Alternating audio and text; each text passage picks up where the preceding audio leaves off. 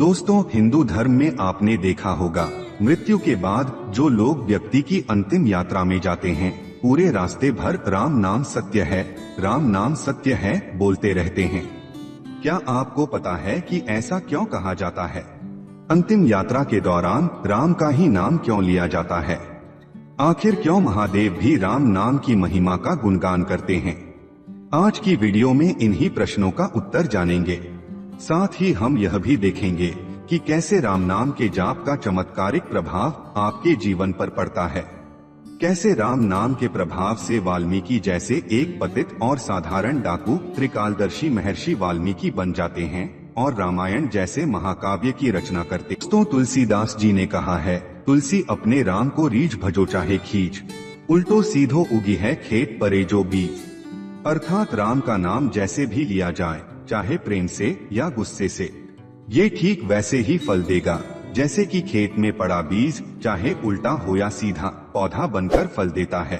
दोस्तों, पद्म पुराण में एक प्रसंग आता है कि एक बार माता पार्वती महादेव से पूछती हैं कि आप किसका ध्यान करते हैं, जिसके उत्तर में महादेव कहते हैं, राम राम रमेति रामे रामे मनोरमे, सहस्त्र नाम तातुल्यं राम नाम वारण्य।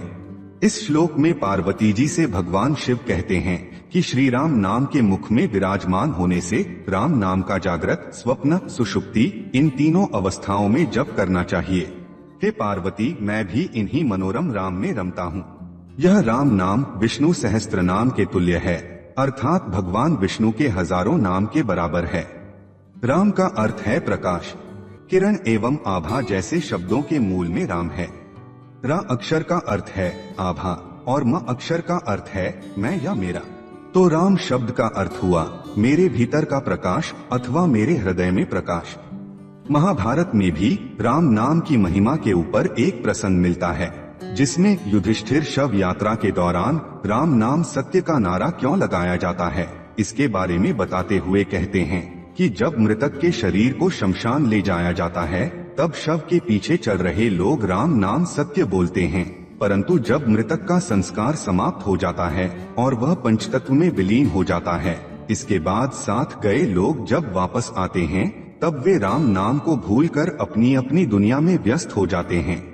फिर मृतक के घर वाले उसकी संपत्ति को प्राप्त करने के लिए आपस में लड़ने लगते हैं। इसके आगे युधिष्ठिर कहते हैं कि हर मनुष्य अपने जीवन में कभी न कभी किसी न किसी की शव यात्रा में अवश्य जाता है और राम नाम सत्य है का नारा लगाता ही है, परंतु शमशान घाट के बाहर आते ही वह इस सत्य को भूल कैसे जाता है? मनुष्य इतनी बड़ी सच्चाई को प्रत्यक्ष देखकर भी स्वीकार क्यों नहीं करता? इस बात से बढ़कर इस दुनिया में आश्चर्य क्या हो सकता है? इसके अलावा धर्म ग्रंथों में यह भी बताया गया है कि जिस तरह मृत्यु एक अटल सत्य है, ठीक उसी तरह इस संसार में राम का नाम भी सर्वथा सत्य है। दोस्तों, शव यात्रा के दौरान राम नाम सत्य है का नारा लगाने का मतलब मृतक को सुनाना नहीं होता, बल्कि इसे कहने का उद्देश्य साथ चल रहे परिजनों और मित्रों को केवल ये समझाना होता है कि जिंदगी में और जिंदगी के बाद भी केवल राम नाम ही सत्य है, बाकी सब व्यर्थ है। दोस्तों, अब आप सोच रहे होंगे कि केवल राम का नाम ही सत्य क्यों है?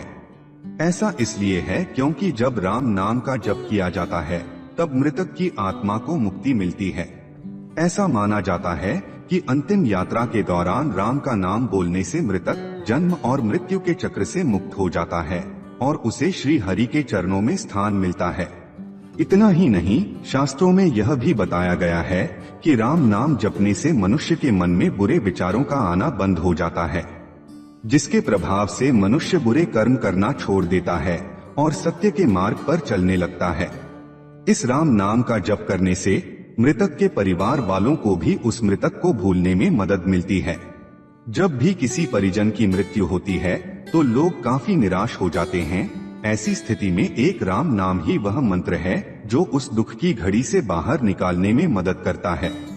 दोस्तों, आपको और हमें राम का नाम एक सामान्य नाम जैसा ही लगेगा, लेकिन जब आप इसी शब्द को रामायण के संदर्भ से देखेंगे तो राम नाम बहुत विस्तृत हो जाता है, जिसे रघुवंशियों के गुरु महर्षि वशिष्ठ ने विष्णु के 7वें अवतार को दिया था। गुरु वशिष्ठ के अनुसार राम शब्द 2 बीजाक्षरों अग्नि बीज और अमृत बीज से मिलकर बना है। ये अक्षर दिमाग, शरीर और आत्मा को शक्ति प्रदान करते हैं। राम नाम का 3 बार उच्चारण हजारों देवताओं को स्मरण करने के समान है। गोस्वामी तुलसीदास ने अपनी पुस्तक विनय पत्रिका में राम नाम की महिमा का गुणगान गाते हुए लिखा है, ध्यान भक्ति साधन अनेक, सब सत्य झूठ कछु नाही। तुलसीदास हरि कृपा मिटै भ्रम, वह भरोस मन माही। गुरु कहियो राम भजनी को, मोही लगत राज डगरोसो। अर्थात ज्ञान भक्ति आदि साधन उपलब्ध तो हैं, परंतु इनके होते हुए भी अविद्या का नाश केवल हरि कृपा से ही होता है। उनके गुरुदेव ने जब से उन्हें राम नाम दिया है, तब से उनके जीवन में जो कुछ अच्छा हुआ है वह सब राम नाम के प्रभाव से ही हुआ है। राम नाम की महिमा से संबंधित अनेक प्रसंग हमारे धर्म ग्रंथों में मिलता है। उनमें से एक प्रसंग तो आप लोगों ने भी सुना होगा, महर्षि वाल्मीकि का, कि कैसे वह एक कुख्यात डाकू से एक प्रसिद्ध मुनि बने। दोस्तों, पुराणों के अनुसार महर्षि वाल्मीकि का जन्म नागा प्रजाति में हुआ था। ऋषि बनने से पूर्व वे एक कुख्यात डाकू थे, उनका नाम रत्नाकर था। मनुस्मृति के अनुसार वे प्रचेता, वशिष्ठ, नारद, पुलस्त्य आदि के भाई थे। उनके बारे में एक और मान्यता है कि बाल्यावस्था में ही उनको एक निःसंतान भीलनी ने चुरा लिया था। भीलनी के सानिध्य में रहते रहते रत्नाकर भी लूटपाट करने लगे। मान्यता के अनुसार एक बार साधुओं की एक मंडली जंगल से गुजर रही थी।